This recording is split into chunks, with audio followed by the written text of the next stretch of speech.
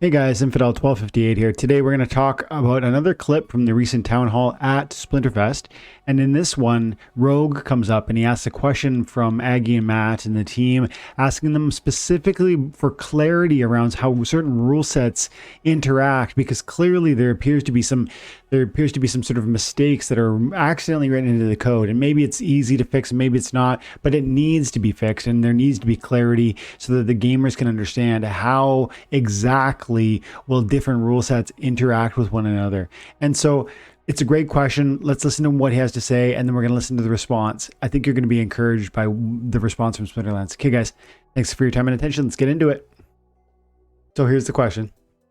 Rogue Patton. I've got it. Thank you, guys. So I got a... Shout out to Rogue, by the way. It was amazing meeting you, buddy. Tons of fun this weekend. Sitting down for dinner, going for walks, talking at the event. So great guy. Let's see what he has to say. Trading card background, and like in every trading card we've ever played, we have comprehensive rules because we don't have a computer that maintains our game state.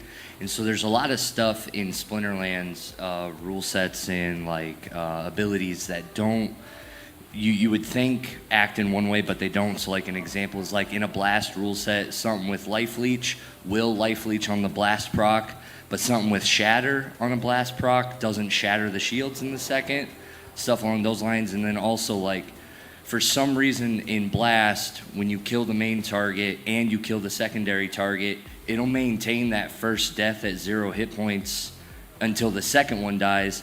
But then for the rest of the game, we still have like noxious fumes that'll proc one at a time, which then gets weird because you kill something with weaken, everything gets +1 health, that gets weird.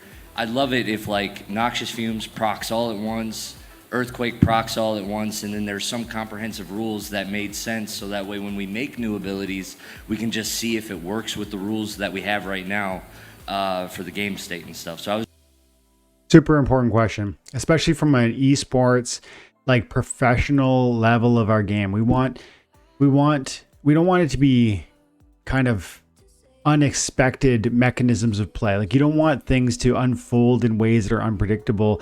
When blast operates in one way for life leech and a different way for shatter, that's not okay. And it needs, if it's going to impact the primary and the secondary or even tertiary targets, it should do so uniformly, either always applying shatter to each armored monster it touches, or only targeting the main, like applying shatter on the main, but then that should apply similarly for life leech.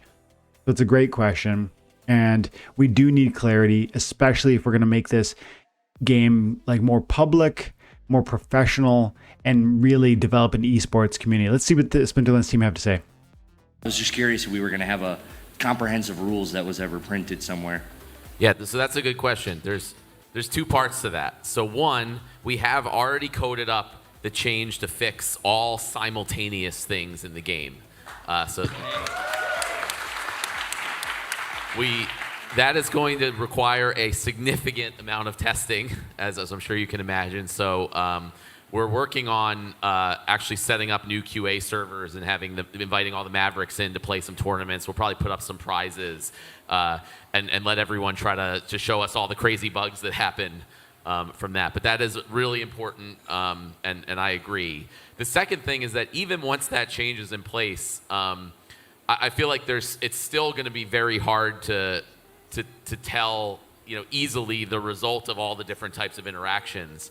But hopefully it should be easier. But still with all the different rule sets and combinations of things happening, it still can be pretty tough, which is why the computers do it. But hopefully it should at least make more sense once you see it happen.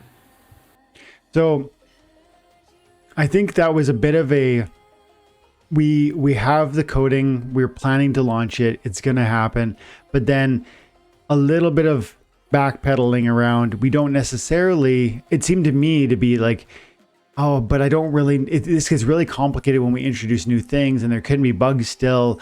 We can't be certain we got all the bugs, and that's why we're going to be doing testing, and there'll be cool opportunities for Mavericks. If you guys are a Maverick and you're paying attention, you could probably participate in this and maybe win some, they might have like, you find the bug, you get a pack or something like that. And if it's a legitimate bug, you're helping them by identifying. That's something that can be common for testing like that. And so pretty cool. I mean, I like that they see that as a problem, and they're not just like, we're too busy. Like, they've already coded it.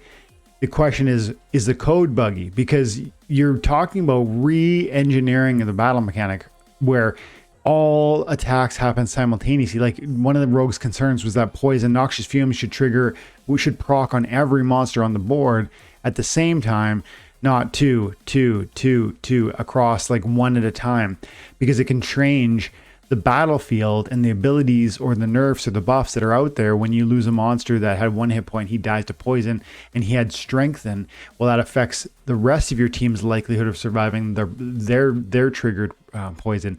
And theoretically, poison, noxious fumes they're all in a room affected by the poison. It shouldn't be like, oh, I died before you for some strange reason. The poison affects us equally, and it happens simultaneously. And so it sounds like they get it and they're trying to fix it, but they also need to be prepared, and we need to be prepared that it's possible that this could be buggy, because it's a massive, massive change to how the battle mechanic will work.